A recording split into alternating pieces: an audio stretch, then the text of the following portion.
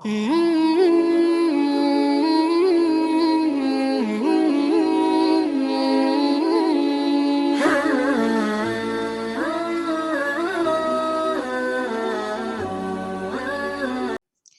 باللہ من الشیطان الرجیم بسم اللہ الرحمن الرحیم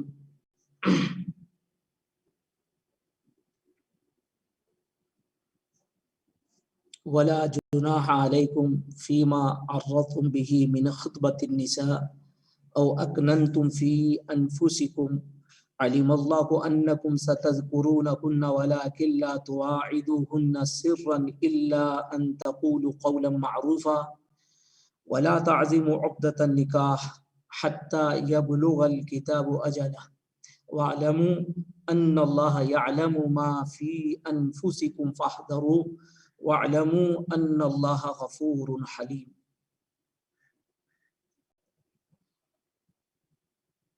اس سے قبل آیت میں متوفی عنہا زوجہا، یعنی وہ خاتون جس کے خاوند کا انتقال ہو جائے اس کی عدت کا بیان تھا، اور اس کے جو کچھ حقوق ہیں ان کا تذکرہ تھا، اور متوفی عنہا زوجہا کو پابند بنایا گیا تھا کہ وہ ان ایام میں اپنے آپ کو روکے رکھے، یعنی وہ نکاح نہ کرے، زینت اختیار نہ کرے، گھر سے باہر نہ جائے، وغیرہ وغیرہ جو شرعی احکام تھے ان کا اس کو پاس و لحاظ رکھنا ہے۔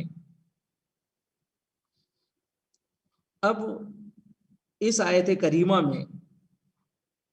معاشرے کو، اور معاشرے میں خاص طور سے مردوں کو، وہ احکام دیے جا رہے ہیں جن کی پابندی ان کو کرنا ہے، اور ایسا نہ ہو کہ وہ یہ سب بدعملیاں کر کر وہ خاتون جو بیوہ ہے، ابھی عدت میں چل رہی ہے، اس کو کسی معصیت میں مبتلا کر دیں۔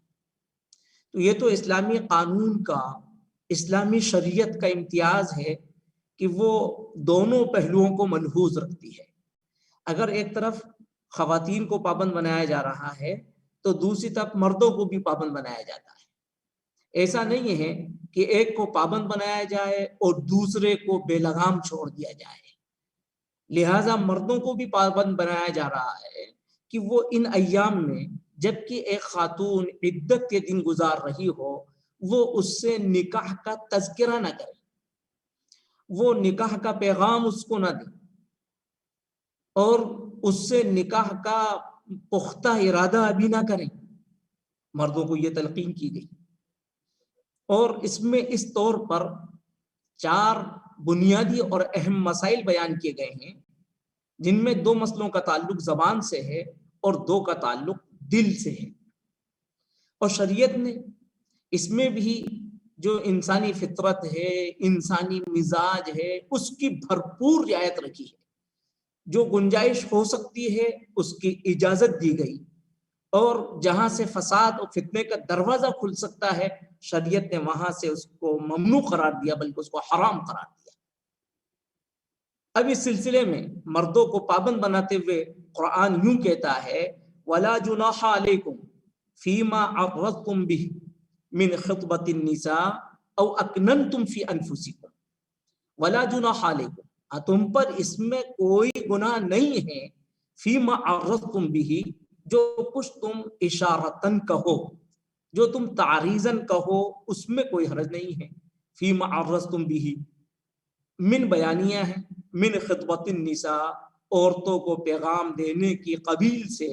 او اکننتم فی انفسکم، یا یہ کہ تم اپنے دل میں چھپائے رہو، پوشیدہ رکھو، تو اس میں کوئی گناہ کی بات نہیں ہے۔ یعنی ایک وہ خاتون جو ابھی عدت کے ایام گزار رہی ہے، اس کے سامنے آپ نکاح کا پیغام صراحتاً تو نہیں دے سکتے، لیکن ہاں اشارتاً تعریضاً آپ اس کے سامنے ذکر کر سکتے ہیں۔ اس کی شریعت آپ کو اجازت دیتی ہے دل میں آپ کو خیال ہے کہ ان کی عدت جب پوری ہو جائے گی تو اس کے بعد میں ان کو نکاح کا پیغام دوں گا، ٹھیک ہے، دل میں آپ کو ایک خیال ہے، یہ خیال آپ رکھ سکتے ہیں، اس کی اجازت ہے، اور شریعت نے اس بات کو بتلایا بھی، علم اللہ انکم ستذکرونہن، اللہ جانتا ہے کہ تم ان کا تذکرہ کرو گے،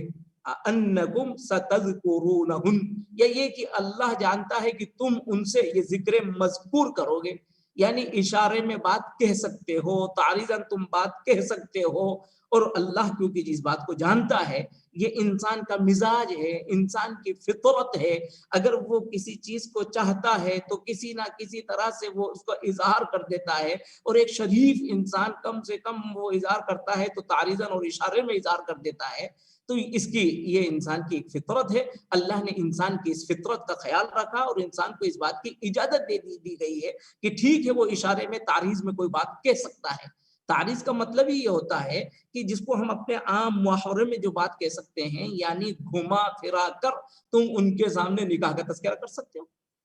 میں ایک مثال دیتا ہوں، مثال کے طور پر جیسے ایک کوئی مخیر ہے، کوئی اللہ کے راستے میں خرچ کرنے والا منفق ہے، اور وہ دیتا رہتا ہے، اب ایک ضرورت مند ایک سائل اس کے پاس سے گزرتے وقت میں جب اس نے یوں دریافت کیا کہ جناب اس وقت میں آپ یہاں کیسے حاضر ہوئے، تو سائل نے تعریضاً اشارتاً یوں بات کہی، جئتک لأسلم علیک، خیال ہوا کہ میں آپ کو سلام کرتا گزروں، انہوں نے اپنی ضرورت کا اظہار نہیں کیا، مگر کیا کہا کہ میں گزر رہا تھا اور خیال ہوا کہ کیا اچھا موقع ہے کہ آپ کو سلام کرتا چلوں۔ اب ظاہر ہے جو مخیر ہے وہ اس بات میں سمجھ گیا کہ یہ ضرورت مند ہے، اس وقت سلام کا کیا مطلب ہے، اس کو کہتے ہیں تعریض، کہ اس طرح سے ایک شخص جس کو اگر کسی خاتون سے نکاح کرنا ہے اور ابھی وہ عدت میں چل رہی ہے تو صراحتاً تو نہیں کہہ سکتا وہ کہ مجھے عدت کے بعد آپ سے نکاح کرنا ہے یا عدت کے بعد آپ اور ہم نکاح کر لیں گے، صراحتاً یہ بات نہیں ہوگی، لیکن ہاں وہ اشارتاً کوئی کہہ سکتا ہے کہ ہاں ماشاءاللہ آپ بڑی زیرک ہیں، آپ بڑی سمجھدار ہیں، اور اس طرح کی کوئی بات جس سے معلوم ہو کہ یہ میلان ہماری طرف ہے، وہ اس طرح سے تعریضاً کہہ سکتا ہے۔ تو شریعت نے اس تعریف کی اجازت دی ہے اور یوں فرمایا وَلَا جُنَاحَ عَلَيْكُمْ، ہاں اس پر تم پر کوئی گناہ نہیں ہوگا فی ما عرضتم بھی، جو کچھ تم تعریضاً کہو، اشارتاً کہو، من خطبت النساء، عورتوں کو پیغام دینے کے قبیل سے، او اکننتم فی انفسکم، یا یہ کہ تم دل میں اپنے نفس میں اس کو پوشیدہ رکھو، اور اللہ تو جانتا ہی ہے انکم ستذکرونہن، کہ تم ان سے ضرور ذکر کرو گے، یعنی اور ضرور ذکر کرو گے یعنی اس اشارے کو، تعریض کو، وَلَٰكِن لَا تُوَاعِدُوهُنَّ سِرًّا إِلَّا أَن تَقُولُوا قَوْلًا مَّعْرُوفًا، لیکن لا تواعدوہن، ان سے وعدہ نہ کر لینا، سرًا، سرًا کے معنی نکاح کے ہیں، نکاحن، ان سے نکاح کا وعدہ نہ کر لینا، الا ان تقولوا قولا معروفا، اب صراحت کے ساتھ زبان کے سے کہ ہم نکاح کریں گے، بس آپ کی عدت کا انتظار ہے اور یہ ہو جائے، اس طرح سے یہ وعدہ یہ حرام، ایام عدت کے اندر اس طرح کا وعدہ حرام ہے، نہ زبان سے کہیں نہ کسی دوسرے کے ذریعے سے کہلوائیں کہ وہ آپ سے عدت گزرنے کے بعد نکاح کریں گے یا وہ نکاح کا ارادہ رکھتے ہیں، الا ان تقولوا قولا معروفا، مگر یہ کہ تم قول معروف کہو، اور قول معروف کا مطلب کوئی تعریضاً اشارتاً کوئی بات کہو، ولا تعزموا عقدۃ النکاح، اور نکاح کے بندھن کا، نکاح کے عقد کا ارادہ مت کر لینا، عزم یعزم کہتے ہیں پختہ ارادہ کرنے کو کہتے ہیں، پختہ ارادہ نہ کرنا، حتی یبلغ الکتاب اجلہ، یہاں تک کہ کتاب کا مطلب عدت جو اللہ کی طرف سے فرض کی گئی ہے، وہ کتاب یعنی عدت اپنی انتہا کو پہنچ جائے، جب عدت گزر جائے اس کے بعد آپ پختہ ارادہ کر سکتے ہیں۔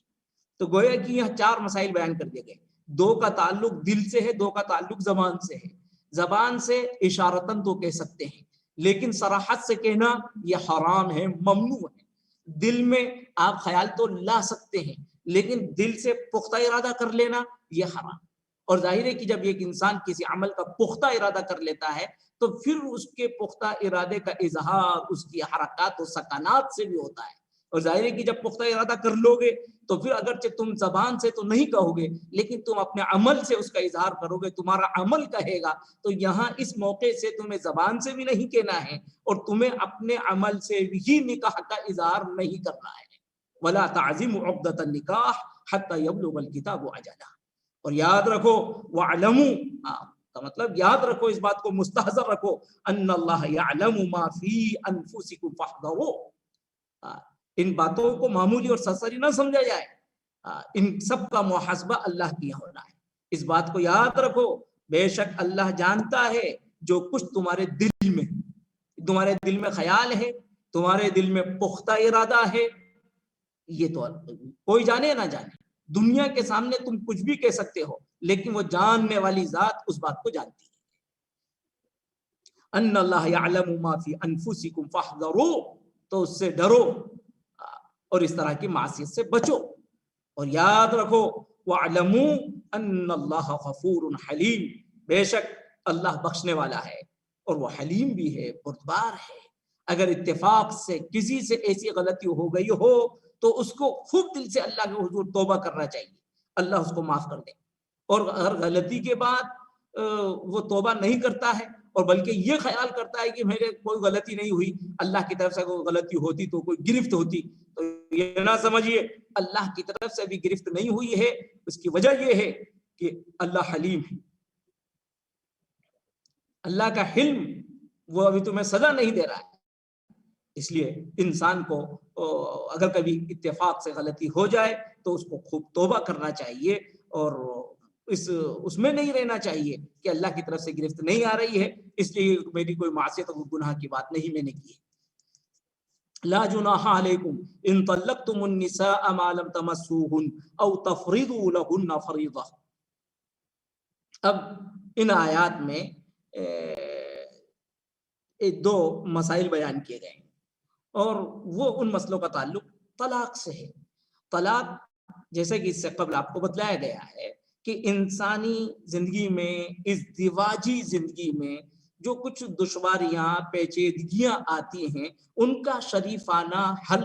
وہ طلاق ہے. اب اس میں جو مسئلہ بیان کیا گیا ہے وہ اس قبیل کا ہے کہ اتفاق سے کبھی ایسا بھی ہوتا ہے کہ ازدواجی زندگی کا سلسلہ عملی طور سے وہ شروع نہیں ہوتا اور اس سے پہلے ہی یعنی نکاح کے بعد بس زوجین میں تفریق ہو جاتی ہے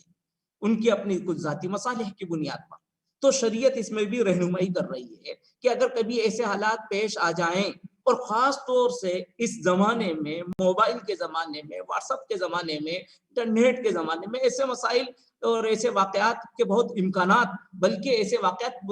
روزمرہ پیش آتے ہیں کہ بہرحال ایک دوسرے سے دور رہتے ہوئے ایک تعلق قائم ہو گیا اور پھر اس کی بنیاد پر نکاح بھی ہو گیا اور نکاح کے بعد ابھی ملاقات نہیں ہوئی لیکن پھر طلاق بھی لگی. بہت سی باتیں ایسی ہوئی کہ ارے ہم تو انجان تھے, جب ابھی نکاح ہوا, نکاح کے مجلس میں ملاقات ہوئی اور دوسرے سے ایک دوسرے کے احوال کا تجزیہ کیا گیا اور تحقیق کی گئی تو وہ تو ہم غلط پھنس گئے, طلاق ہو جاتی. تو ایسی صورت میں جبکہ ابھی صرف نکاح ہوا ہے, ملاقات نہیں ہوئی ہے, خلوت صحیحہ نہیں ہوئی ہے اور اگر طلاق ہو جاتی ہے تو پھر اس کی کیا شکل ہے, تو وہ اس شکل کو یہاں ذکر کیا گیا ہے. اس کی دو طرح کی صورتیں ہوتی ہیں. ایک تو یہ ہے کہ نکاح ہوا اور نکاح میں مہر متعین نہیں ہوا تو اس میں کیا کرنا ہے, اور ایک یہ ہوتا ہے کہ نکاح بھی ہوا اور نکاح کے اندر مہر بھی متعین ہوا تو اس کی کیا شکل ہوگی. تو سب سے پہلی اس شکل کو بیان کیا گیا ہے جبکہ نکاح ہوا اور مہر متعین نہیں ہوا تھا, ایسی صورت میں کیا کیا جائے. فرمایا لا جناح علیکم, کوئی گناہ نہیں ہے تم پر, یعنی کس سلسلے میں کوئی گناہ نہیں ہے, مہر کے سلسلے میں تم پر کوئی گناہ نہیں ہے. کب ان طلقتم النساء, جبکہ تم نے طلاق دے دی ہو عورتوں کو اس حالت میں ما لم تمسوہن, تم نے ان کو ہاتھ بھی نہ لگایا ہو, ان سے تمہاری قربت نہ ہوئی ہو, او تفریضوا لہن فریضہ, اس کا عطف ما لم تمسوہن پر یہ ہے, یعنی او لم تفریضوا لہن فریضہ, اور تم نے ان کے لیے مہر بھی کچھ مہر متعین بھی نہ کیا. تو اب اس صورت میں جب ایسا ہو کہ نکاح ہوا لیکن مہر متعین نہ ہو تو شریعت یہ حکم دیتی ہے وَمَتِّعُوهُنَّ مَتَاعًا بِالْمَعْرُوفِ، ان کو متاع دو، ان کو تحفہ دو، ہدیہ ان کو دو، قاعدے کے مطابق معروف طریقے سے ان کو ہدیہ دیا جائے۔ اور یہ بات بھی بتلا دی گئی شریعت کا ہر حکم وہ عدل پر، اعتدال پر مبنی ہوتا ہے۔ یہاں اس موقع سے ان کو تحفہ دینے کا حکم دیا جا رہا ہے، لیکن یہ بات کہہ دی گئی ہے علی الموسع قدرہ وعلی المقتر قدرہ، وسعت رکھنے والے پر اس کی حیثیت کے بقدر، اور مقتر پر جو نادار ہو اس پر اس کی حیثیت کے بقدر۔ کیسا شریعت کا عدل ہے؟ اگر آپ وسعت رکھتے ہیں تو بہت اچھا، ایسے موقع سے آپ تحفہ دیجیے۔ اور کتنی بہترین بات، ایسے موقع سے اب شریعت کی حکمت پر قربان جائیے۔ یہاں ابھی طلاق ہو رہی ہے اور اس نکاح کا احترام کرتے ہوئے ایک رشتہ جو قائم ہوا تھا اس رشتے کو نبھاتے ہوئے اس کا اختتام وہ بحسن و خوبی ہونا چاہیے، نہ اتفاقی پر نہ ہو۔ شریعت نہ اتفاقی کی جڑوں کو اکھاڑ پھینکنا چاہتی ہے، اس لیے یہ حکم دیا گیا کہ ایسے موقع سے اگرچہ مہر متعین نہیں ہوا ہے لیکن آپ ان کو ہدیہ اور تحفہ دیجیے۔ معروف کا مطلب یہ ہے کہ قاعدے کے مطابق ہو، شریعت کے مطابق ہو، جو چلن ہے معاشرے اور سماج میں یعنی شورفا میں اس کے مطابق ہو، یہ دیا جائے۔ تو اور علی الموسع قدرہ وعلی المقتر قدرہ، حضرت عبداللہ ابن عباس رضی اللہ تعالی عنہ نے اس سلسلے میں ایک بڑی بات فرمایا کہ ایسی مطلقہ کو اگر تحفہ دیا جائے تو ایک اعلیٰ تحفہ تو یہی کہ اس کو ایک خادم دیا جائے، ایک غلام اس کو دیا جائے، اور کم سے کم ادنا تحفہ یہ ہے کہ اس کو ایک جوڑا کپڑا دیا جائے۔ پھر فقہا نے جو کچھ مسائل کا استنباط کیا کہ وہ کپڑا کم سے کم یعنی معیار کے مطابق ہو، اس معیار کو سامنے رکھ کے جس زبانے میں انہوں نے کہا کہ کم سے کم 5 درہم کا ہونا چاہیے، اس سے کم کا نہ ہو۔ اور کپڑے میں پھر فقہا نے اس کی جو تشریح کی یعنی 3 لباس ہونا چاہیے، ازار بھی ہو، قمیص بھی ہو، اور اس کے اوپر سے نقاب بھی ہو۔ یہ وہ ہے کہ اس طرح کا اس کو کپڑا دیا جائے تاکہ یہ ہدیہ دے کر اس کو رخصت کیا جائے۔ اور اس سلسلے میں ہمارے اسلاف کے بہت سے نمونے ہیں جس میں کمی زیادتی تک کے نمونے ہیں کہ انسان اپنی وسعت کے بقدر زیادہ سے زیادہ دے سکتا ہے۔ حضرت حسن بن علی رضی اللہ تعالی عنہ کا ایک واقعہ ملتا ہے کہ انہوں نے اس سلسلے میں 20,000 درہم کا عطیہ عطا کیا تھا۔ حضرت قاضی شرح کا واقعہ ملتا ہے کہ انہوں نے 500 درہم کا عطیہ دیا۔ تو اس طرح سے بہرحال اس موقع سے انسان کو ایک ہدیہ اور تحفہ اپنی وسعت کے بقدر وہ اس کو دے۔ اور اس کو بات کہی گئی کہ یہ ہدیہ اور تحفہ حقاً علی المحسنین، نیکوکاروں پر جو واقعتاً نیکی کرنا چاہتے ہیں، ایسے محسنین پر، ہر مسلمان محسن ہوتا ہے اس پر یہ واجب ہے، یہ ضروری ہے، بہرحال یہ اس کو دیا جائے گا۔ اور اگر طلاق ایسی دوسری صورت میں ہو وَإِن طَلَّقْتُمُوهُنَّ مِن قَبْلِ أَن تَمَسُّوهُنَّ، اور اگر تم نے ان کو طلاق دی قبل اس کے کہ تم نے ان کو تمہارے ہاتھ لگانے سے قبل، وَقَدْ فَرَضْتُمْ لَهُنَّ فَرِيضَةً، اور اس حال میں کہ تم نے ان کا مہر متعین کر دیا تھا، فَالنِّصْفُ مَا فَرَضْتُمْ، تو جو کچھ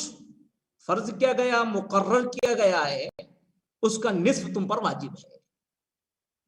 یہ وجوب کا ہے، یعنی نصف مہر وہ دیا جائے۔ اگر آپ نے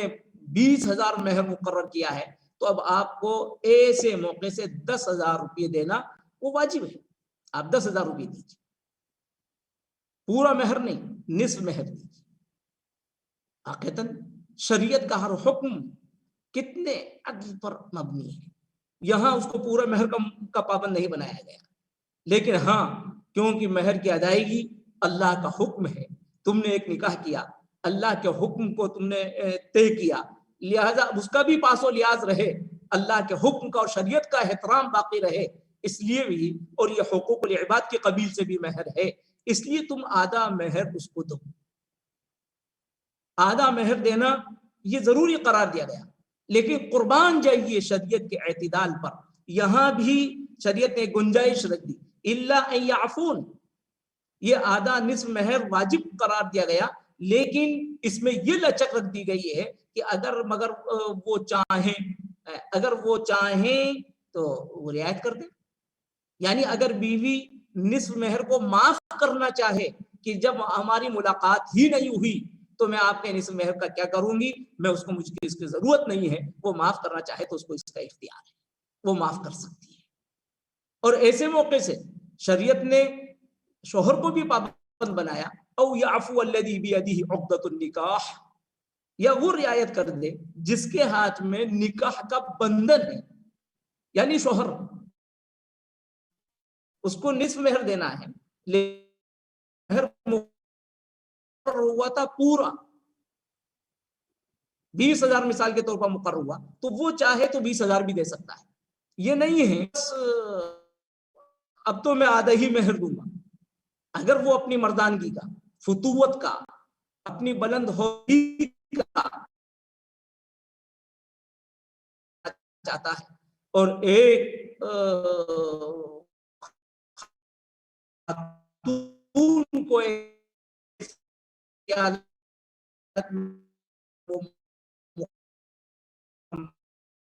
مہر دینا چاہتا ہے، شریعت اس کی کہا کہ نہیں، اس کے اندر دونوں پہلو ہیں،